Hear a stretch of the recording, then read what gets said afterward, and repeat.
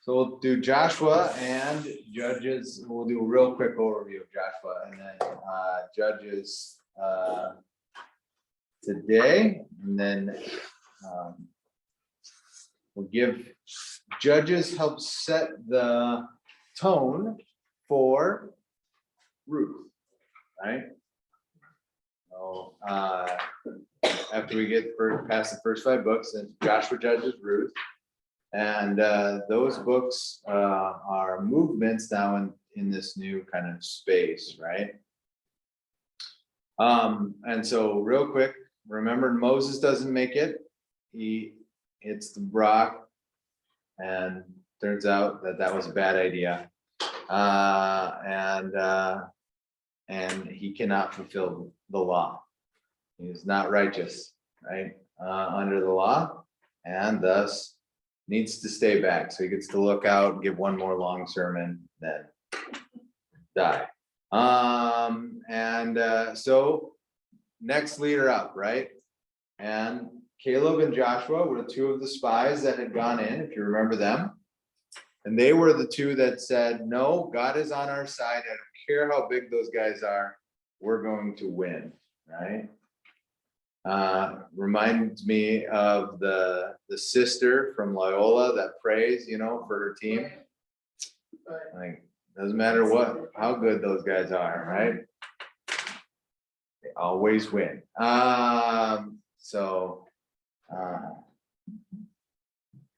Anyway, Joshua here goes alongside, and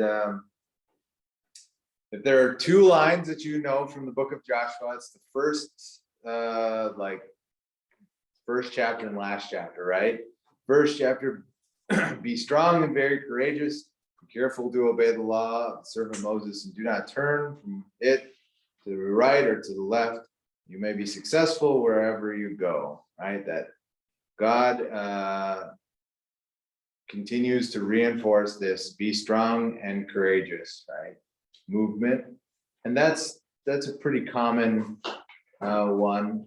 For the Lord thy God is with thee, right? You maybe have sung that song before. And so they move out, and you see that they find themselves going across the Jordan, and when they cross the Jordan, do you know what happens? The river splits, right? As the ark hits it, the river goes into 2. I think that's a good bookmark, wilderness bookmark, right? You look for these things in the Hebrew Bible where they're kind of these pairings. So you got the Red Sea, and now you have the Jordan splitting. And that's intentional. Those are markers for the wilderness, right? For that formation space. Now, they're not in the formation spaces, they'll be in the execution phase, quite literally execution phase, right? They are living out what they have been told to do, and quite literally kill a lot of people, right? Tens of thousands of people die as they navigate this. And that's where we get this whole concept around manifest destiny and the doctrine of discovery and things along that nature, which I'm sure you guys talked about last week, right? Yeah. Yes. We cover all of it, yeah, all of that. So this is where, we see it's bloody. So there's 2 things about Joshua that happens. One, you should be thankful you're reading it in the story and not in the Bible, because the most of Joshua, the majority of it that's not covered here is just chunking out land, right? It's just, you guys take this space and you guys take this space and you guys fight these people and you guys fight these people. It's like very, boring. And kill everybody that's there. Everybody, kill them all, right? Except for sometimes they don't win, right? That's the piece. Like, find the things that are not flowing the right way. for the people, what is not happening, right? And so I think we talked about this the last time, right? That there's a difference between Jericho and Ai. You pick up on that a little bit? Did you guys talk about that at all? Prepped you for it. Jericho, right? Josh fought the battle at Jericho and the walls come tumbling down. Right? And they just walk around, take their trumpets, blow them, and all of a sudden walls are falling all over. Versus Ai, they go in, they have like 20,000 people and they all get killed. Right? Completely different story. And why? One guy did something, I didn't even say what he did wrong. He Just took, one no, guy. it says in there, he stole some gold or something like that. Remember, God says, leave all this stuff. And he didn't, right? And so these are kind of to be set together. They're kind of a pairing like you would see the Red Sea and the River Jordan, right? And split. Same thing happens here. And so you learn that in this that you need to be able to follow the rules, basically. And then there's more fighting. I mean, that's kind of Joshua, right? Some trickery that's added in. No one survives the theme, right? There were no survivors. 20,000 people died, 10,000 people died. Right? Trying to think. And then they kind of get to the end. I mean, I want to cover Judges today, so we're not going to cover all these things. And he goes to the end, and this is that like that whole long line of like, all right. So on page 101.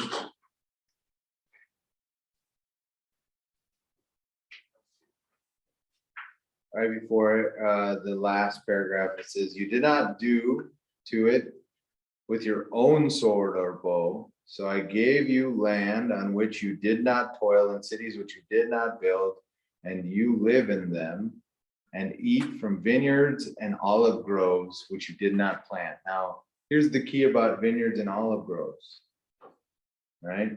How it takes forever for vines to really mature and produce grapes that are usable. And olive trees are also really slow. Like these things have been around for a very long time, right? So God has handed this over. Now fear the Lord and serve him with all faithfulness. Throw away the gods of your ancestors you worship beyond the Euphrates River or in Egypt. Remember, that's where Abram came from. Is the Euphrates. And then Egypt, of course, there's all the stuff from the people that came out of Egypt, right? Serve the Lord. But if serving the Lord seems to you undesirable, then choose for yourself this day whom you will serve. Whether the gods of your ancestors served beyond the Euphrates, the gods of the Amorites, those who are living in this land. But as for me and my household, we will serve the Lord. And you have seen that on the plaque when you've walked into somebody's house. Sure. That's it. It's reminiscent of Moses' speech, right? If you're remembering back to Deuteronomy, it's reminiscent of Moses' speech. Choose on this day life. You have the choice of life and abundance or death and adversity. Choose life, right? That's what Moses says. Good choices there. Here, there is the honest claim of saying, listen, you've been through all this. This is the space. If you're not really wanting to worship God, the God that did all this, that's fine. Make a declaration on which God you are choosing to serve, right? Pick your God. And then Joshua makes a covenant. And what happens? The people are unable to do that work. And that's when we enter into Judges, in which, if you actually read in the Bible the story of the book of Judges, you move from being sympathetic to the people for how mean God is.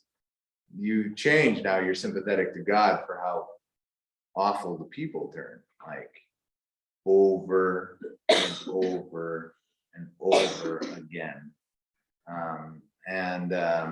And yet God's faithfulness continues to be amongst it. So let's watch the little clip here, and we will navigate. Next one, real quick question. Yeah.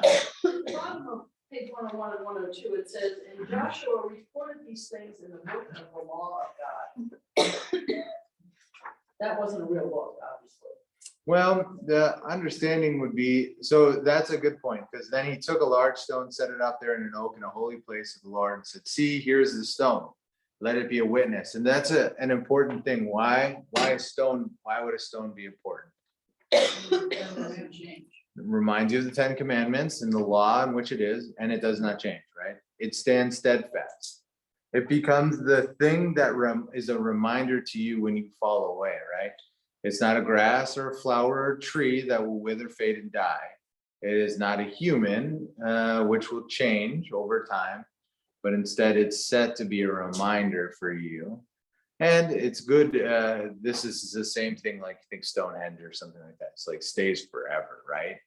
And the concept around that is then, to think through, right? As you yourself are, can be prone to falling off course. What do you have as a reminder for you when that happens to remember the covenantal promises, right? So this can also be a person, right? We all need that person in our lives. Sometimes we don't like that person, but the one that will come in and name the thing that's actually happening, right? Hey, I noticed you're not coming out very much anymore. Why not? Hey, you're kind of crap. You're really like being mean, like way too sharp with us. Why? This relationship doesn't seem to match your values that you had before. Are you sure that this is really the direction you want to go? Hey, I've noticed you've been drinking 7 glasses of wine when we go out for lunch. That's probably a problem. Is there something we can talk about? You need that person. Everyone needs that person, right? They'll name you the stuff in your life that you don't want.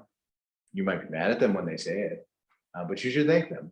And you should always have somebody like that in your life that points those sorts of things out, that redirects your track back to kind of who you are, right? And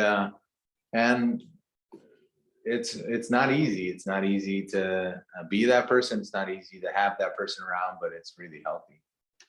And I think that's the stone kind of does that kind of mantra.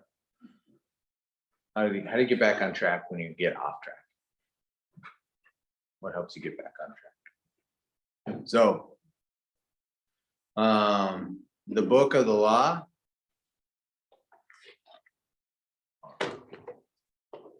I guess, but we didn't think it was written down. So it is. I mean, it has been written down. In terms of archaeological digs and stuff like that, we have pieces of the puzzle. We don't have like a full, complete. Like we don't have the tablets for Anshet. The Ethiopians claim they have them, but we don't know. And archaeology is a funny business when you get into it. They don't believe anything that is found outside of certain zones is authentic. They can't authenticate it to this space. That's why the Dead Sea Scrolls were so important, because they were found within zone 1 of the space. So I guess I just wasn't, so the Jews have been writing these things down since they could write. We have archaeology of all of that. Like, so if you go there, you'll see lots of different things that have been written down and remembered. Same with ancient Greece and along that line. Unfortunately, they didn't have a little tablet or a little, memory stick to give us all the direct line, but. All right. So let's watch the movie, recap, and then go into Judges.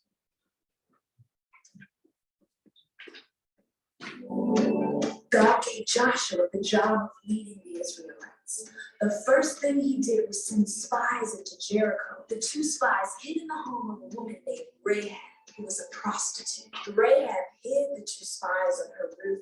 Then, when it was safe, she lowered the men down to the ground using a rope. Joshua led his army to the city of Jericho. They marched around the walls of the city for 7 days, blew their trumpets, and let out a loud shout. When they did, the walls of the city completely collapsed, and Israel's army charged in and conquered the city. For years, Joshua and the Israelites marched through the promised land, defeating their enemies and dedicating their victories to God. Joshua gathered all of the leaders of Israel around him. He placed a large stone under an oak tree as a reminder to all to follow the laws of God.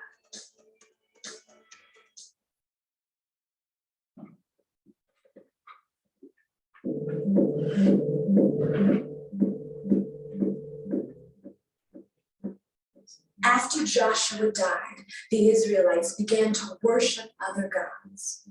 Because of this, God caused them to lose their battles and become slaves of other nations. Each time this happened, God would raise up one man or woman called a judge to help the Israelites escape. But after each escape, Israel would go back to their old ways, not living how God had told them to live. Then they would lose another battle and fall back into slavery. This cycle happened over and over again. At one point, the Israelites were enslaved in a country called Midian. They cried out to God for rescue, and God sent an angel to a man named Gideon to help them. God told Gideon the only way to beat the Midianites was to send only a small number of soldiers, just 300. So, in the middle of the night, the 300 soldiers came to the edge of the Midianite camp, blew their trumpets all at once, and smashed jars with torches in them. The incredible sight and sound this made confused and terrified the Midianites so much they began to kill one another. Gideon and the Israelites chased the remaining Midianites and killed them all. After this battle, Israel enjoyed 40 years of peace. But when Gideon died, the Israelites went back to their old ways, worshiping other gods. So they were captured by the Philistines. God sent another judge named Samson. Samson had long hair and was incredibly strong. At one point, he actually killed a wild lion with his bare hands, tearing it to pieces. The Philistine leaders were afraid of Samson because of his incredible strength. So they came up with a plan. They knew Samson had fallen in love with a woman named Delilah, so they paid her to find out the secret behind his superhuman strength. After much convincing, Samson revealed that his long hair made him strong. Soon after, while Samson was sleeping, Delilah led the leaders into his room and they cut off his hair. With his strength gone, the Philistines gouged his eyes out and threw him in prison. While there, his hair grew back and his strength began to return. One day, while the Philistines were partying, they took Samson out of prison, forcing him to perform in front of them in their palace. While standing between two pillars, Samson prayed that God would give him strength. Then he placed his hands on the pillars and shook them until the roof of the palace completely caved in, killing all the Philistines as well as himself. After Samson's death, the Israelites' pattern of disobedience continued, and God would need to look outside of Israel for someone who would follow God's ways. Setting the story for Ruth there, that's what that was. All right, so let's take 2 minutes and you can get with in twos and threes, talk about an insight and a question you had.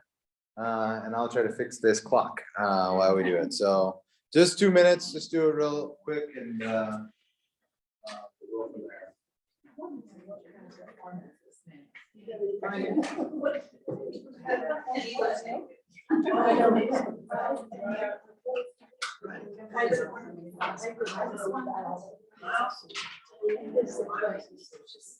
Yeah.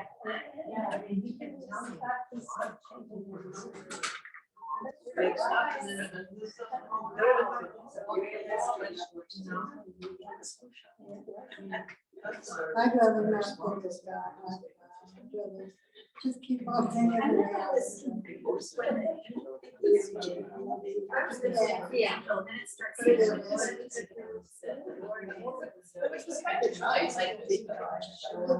We have wars today. One of these. Kill them out. It's like an angel of the Lord came that last week on our words. It's the moving the Lord sound. So everything went.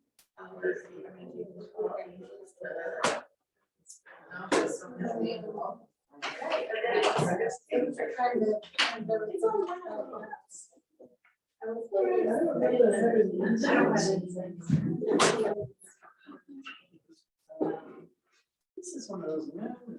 The first half. So was like the angel just. I don't know.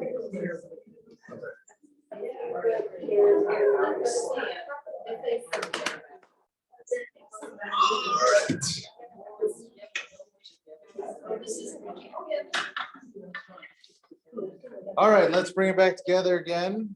We got a long way to go and a short time to get there. Insights and questions in the book of Judges. I'm kind of confused about when they say, you know, one generation followed God, and the next generation, I mean, that's like your kids, Yeah, you know, and then they can't remember, yeah, you know, or then their kids can't remember. yeah. Wouldn't it be nice?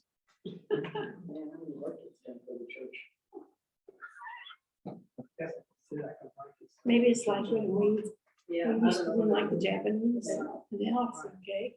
We didn't like the Nazis, I think it's okay now. Yeah, like the things change over time a little bit. Well, they forget, but then they remember. You know, they go to the other gods. And then they say, oh yeah, that one worked. Yeah, yep, there's a pattern. There's Right. definitely a pattern, and we'll talk about that. It It takes seems so that- long. You think eventually Yeah. smart enough. If they've written it down, you think they catch on. Sorry. It No. seems without a strong leader, they're hopeless. Ah, Oh.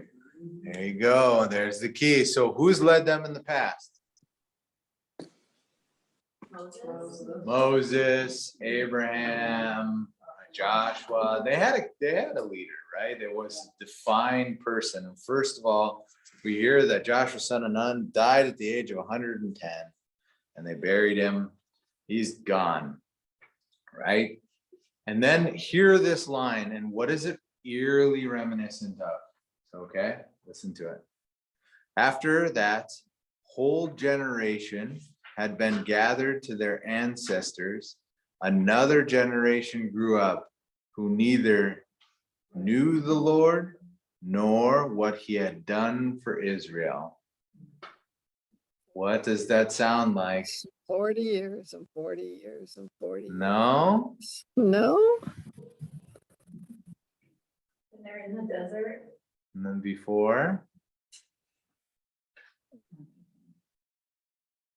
Oh, does it sound like Egypt, Joseph? Chapter 2. Then a Pharaoh arose over Egypt who neither knew Joseph nor the works that he had done. What happens then? Not good stuff, right? They go into slavery, the Pharaoh tightens down. It's another kind of marker that should be indicative of what you are ready to hear, right? And that refrain continues, right? So just to give away the end of the book, right? It's not, the way that they end this was, they have to cut it off at Samson because it gets really bad. And if you want to have some not fun end of night reading, read the last two chapters of start at like Judges 17 and go till 20. And you will understand how bad it can get, right? All sorts of things. And the last verse of this book is, in those days, there was no king in Israel, and all the people did what was right in their own eyes. That then becomes the kind of the theme verse of this, right? So they have no king. Why? They didn't want one? Well, the other people have kings. That's what they'll say later. God Why is there no king? God is the king. They should be God is the worshiping. leader. Their leader is supposed to be fire by day, smoke by day, and fire by night, right? Leading them, offering to them this covenantal relationship.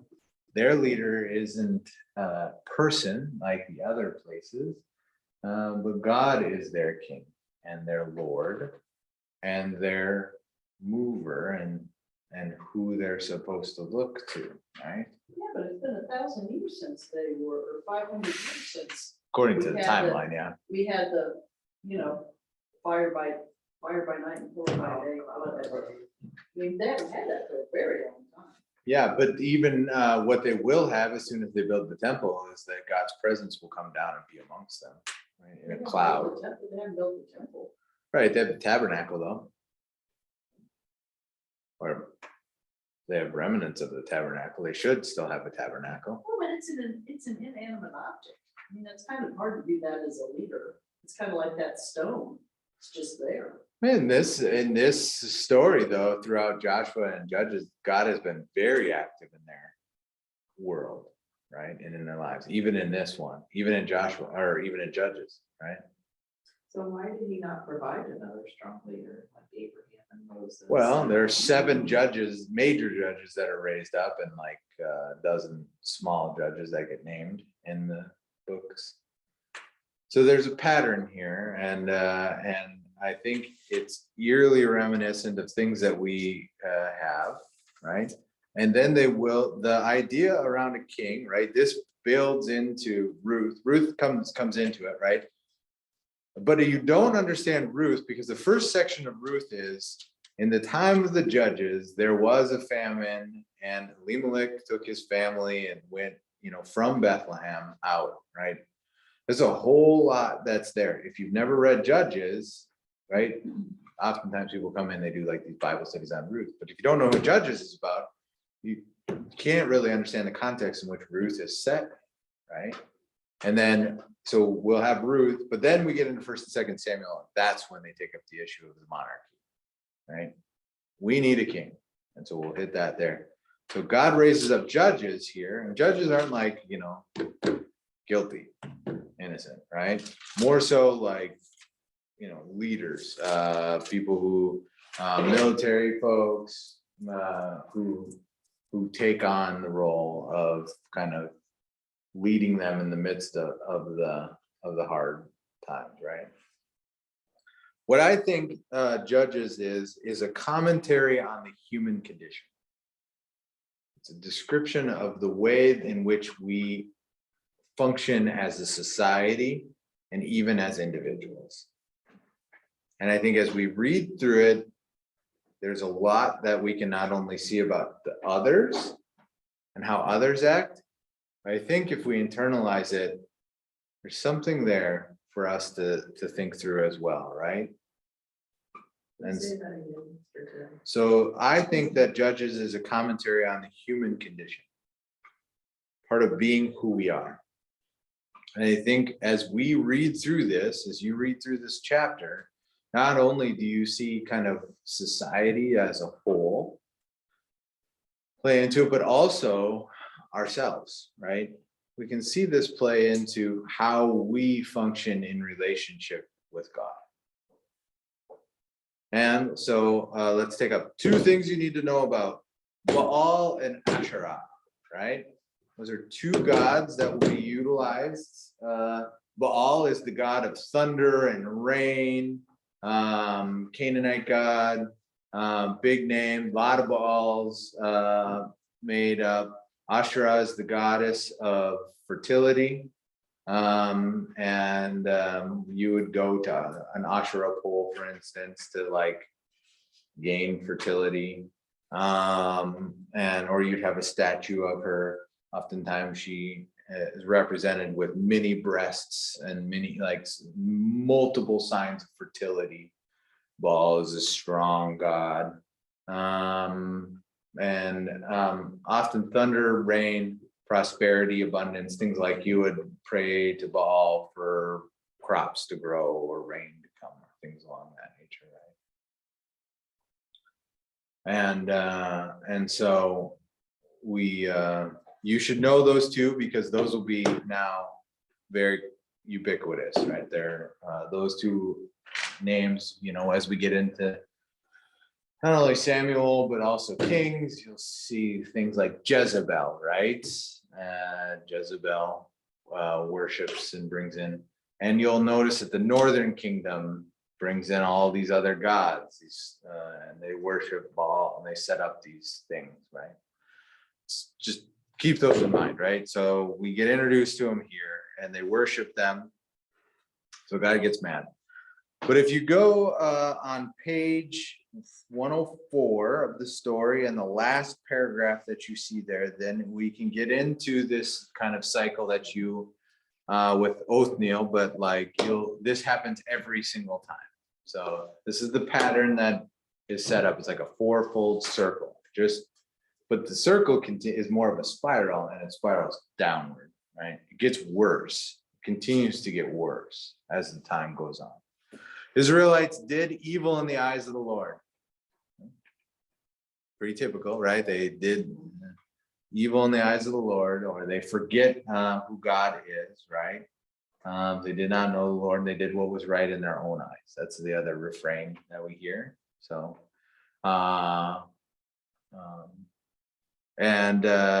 they forgot their God, and they served the gods Baal and Asherah, right? So,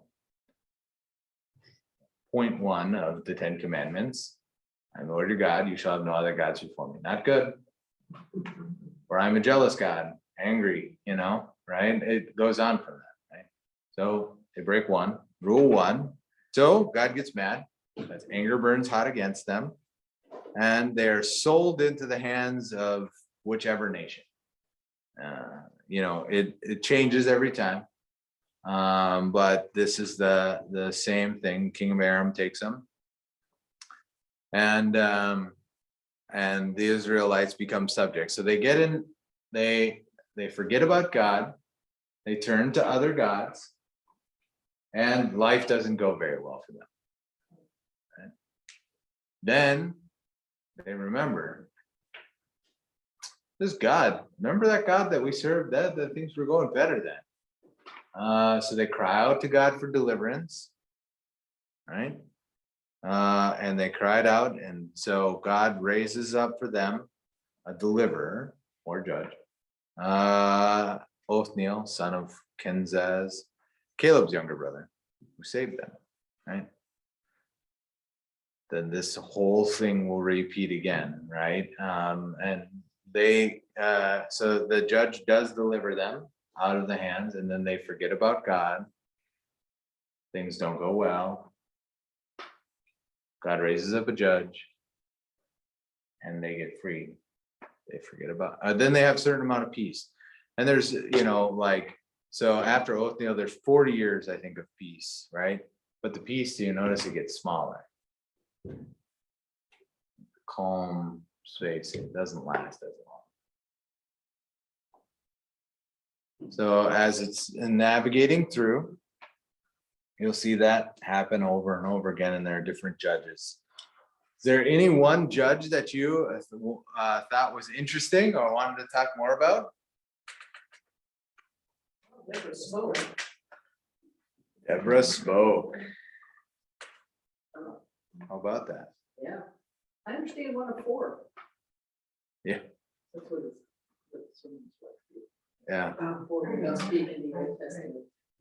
Yeah, so we have Deborah, who is has the opportunity to we also learn about Jael and a tent peg and a hammer.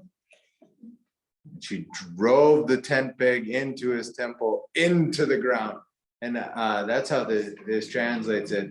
The other one is she drives it all the way to the ground,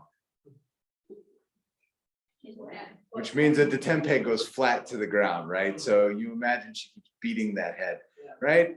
So Game of Thrones ain't got nothing on the Bible, right? I mean, literally, we started this whole show, right? And this is the first time, right? Remember Phineas?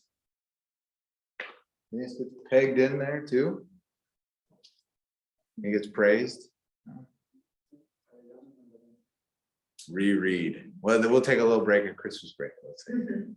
Reread as a whole. See what you hear. I think one of the things that I don't know, just really bothers me reading all this is just how transactional it all feels. Like, if you do what I say, God says to the people, then I will protect you. And then the people say, if you do this for us, then we will be good. And it's just all this kind of so transactional. And what is transactional? The law. The law. Similar to understanding the context of Ruth that we're in the Judges, right? To understand the context in which Jesus is entering into, we now understand more deeply. Every time we read a story, we understand more deeply how the law is at work, right?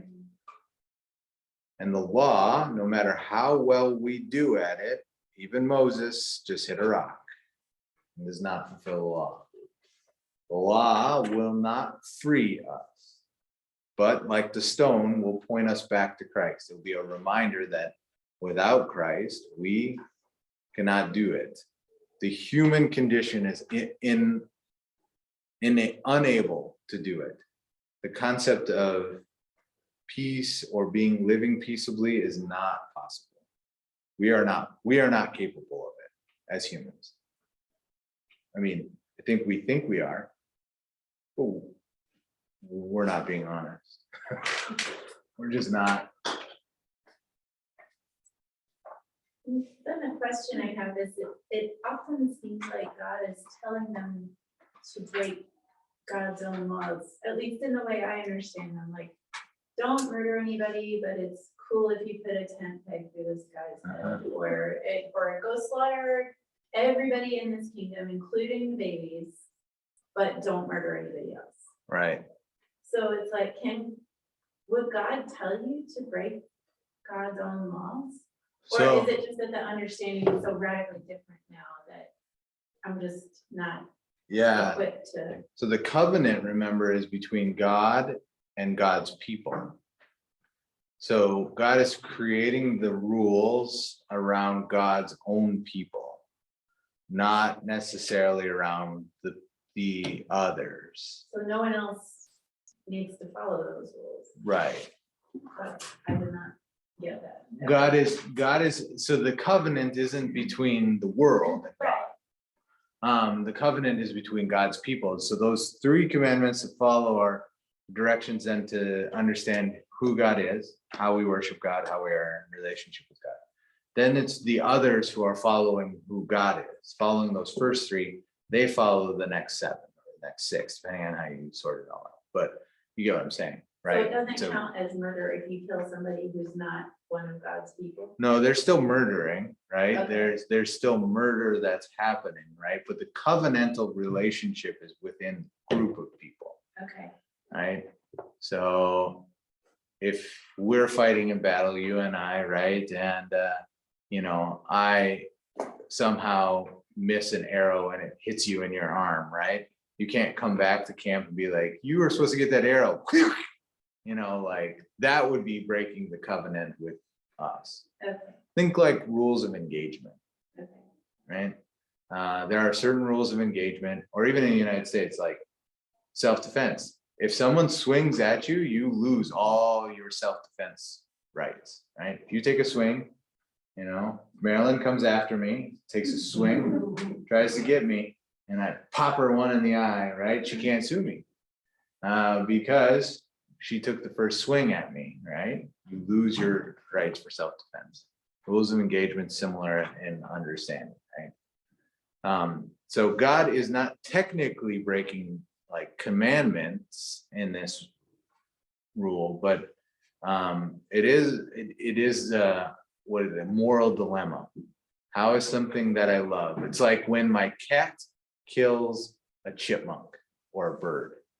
How does something I love so much, this is my daughter, has such a moral dilemma because she loves the cat, yet it has killed a bird. She loves the bird too, not as much as the cat, but why would something I love so much do something bad? And we enter into this hardship, and then we create ways of either talking it out or explaining it, or not. We either defend it or not. In this case, God is God, right? And if God is truly God, then God gets to make the decisions that God does. I don't have to be okay with them to be in relationship with God. Like I don't have to approve of all of these murderous, violent acts. But I don't get to choose what God does. Otherwise, then I'm being God. I get to be the one who's the maker of it and do whatever is right in my own eyes. It's just, I don't know, it's hard to like love and trust. I mean, does that not impact, it's my alone, like, does that not impact anybody else in like your love and trust? You're like, wow, that's pretty awful. Mhm. That's why I stay out of the old. So there are pieces of the story that are not included in the story where the Israelites get blindsided and attacked as well, right? We just don't have those, right? But the Festival of Booths, for instance, Tabernacles, is one of those stories. They were walking in the wilderness and all of a sudden, one of the kings comes in and takes them out, right? It is just a space of time and space, place. Like we don't have that anymore. We're not conquering nations by sending herds of people places typically anymore. I think it's hard for us to navigate this, but Well, we view all people as God's people, don't we? God's creation. Yeah, I mean, we Christians, right? The Pastor John theory is that God saves all of us, so doesn't that make all of us God's people? And that's now, back then, God's people was just a small group. We grew somehow. So true. Those so as Lutherans, we're not ascribed to universalism. So while Pastor John might be, as Lutherans, we ascribe to through baptism, you have salvation, right? And in baptism, God makes the promise because we're covenant people, right?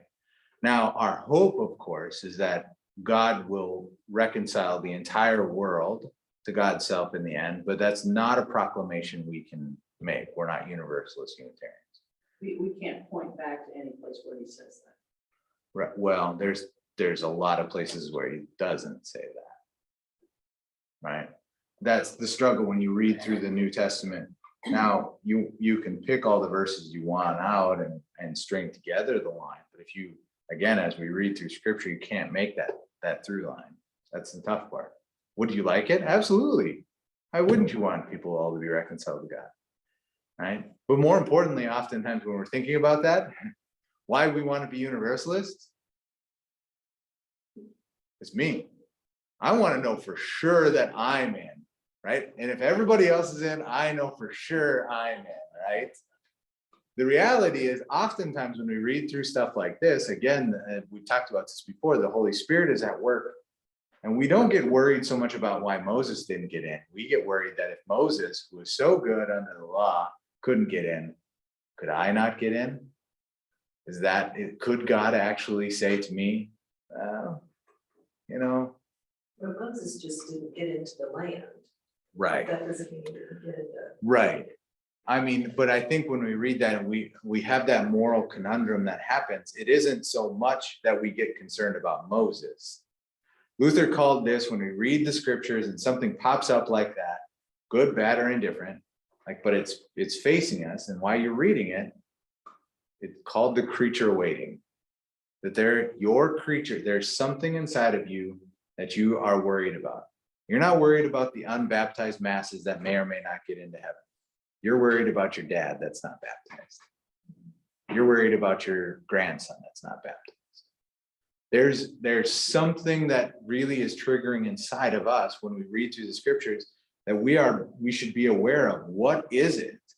And be attuned to that. The Holy Spirit's active in this. When you read scripture, our trust is that the Holy Spirit is like here and moving and it's moving on us. And that's why it's not like when I read Harry Potter at night or the Mysterious Benedict Society or whatever the book or the newspaper, right? It doesn't stick with me in the same way as the Bible does, because we trust that the Spirit is mixing up in there and moving in us. So something I read this time, I've read through the story 3 times. Every time, even the story and the scriptures, I'll read through these stories and I'll hear something different. Like, it's because where I'm at in life and all this other stuff that plays into it. And so when we read through this tough stuff, it's going to bubble up some stuff for us, and be attentive to it. And if you get convicted by the law and it's hard on your heart, then hear the promise. In your baptism, God said he would love you forever. No matter what you've done, no matter what you will do, God will accept you in to God's kingdom, because God said so, right? And God made the promise. And so you can rest in your assurances, but we can't give those assurances away to everyone. Now, everyone being created in the image of God, we could see that, right? In the creation narratives of understanding that we don't have multiple creators. There's not a multiple creator story. There's one creator, our understanding, right? There's one creation that was made. Not like we have this God over here and that God over here and that God over here that does the creation. Our understanding is that all creation is of creation of God, right? But I think I understand what you're saying. Like before Jesus, God's people was an ethnic group. After Jesus, God's people was a belief, a faith, a chosen faith. That wasn't Right. like, if your mother's not one of God's people, you don't get to be one. There you go. That's good learning today. That's good learning today. That's how, this is exactly why we do this, right? Because exactly, the promise is given to Abraham, right? And it was a people. That people was to be the blessing to the world, right? If you go back to chapter 2, first page, right? That the promise that was given was, I'm going to make of you a nation. You're going to be a great people. Those who bless you, I'll bless. Those who curse you, I'll curse.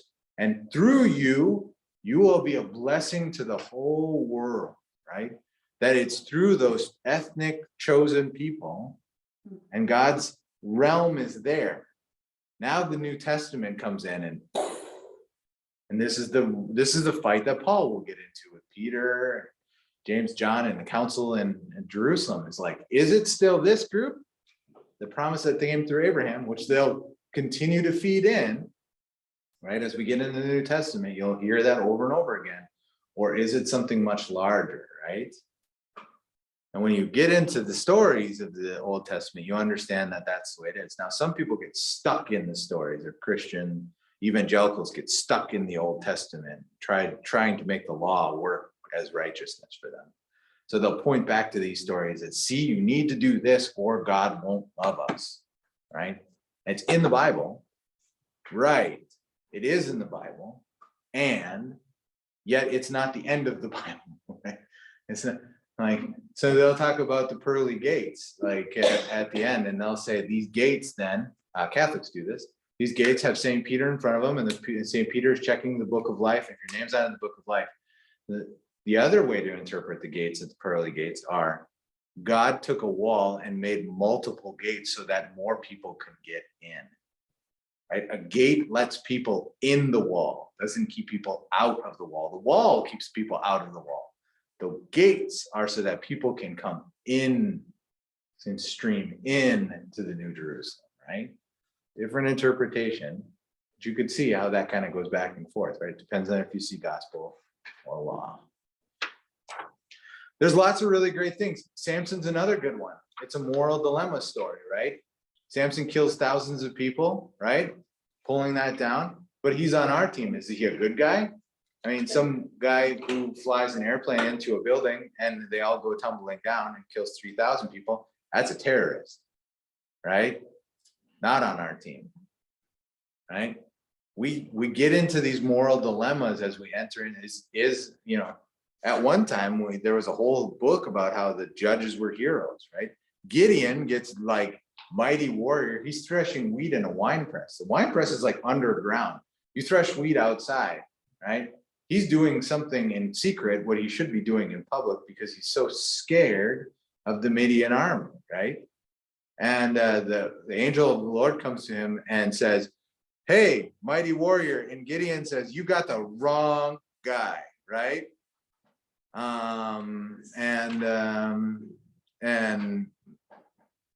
You know, because yeah, he says, the Lord is with you, mighty warrior. And Gideon says, pardon me, my Lord.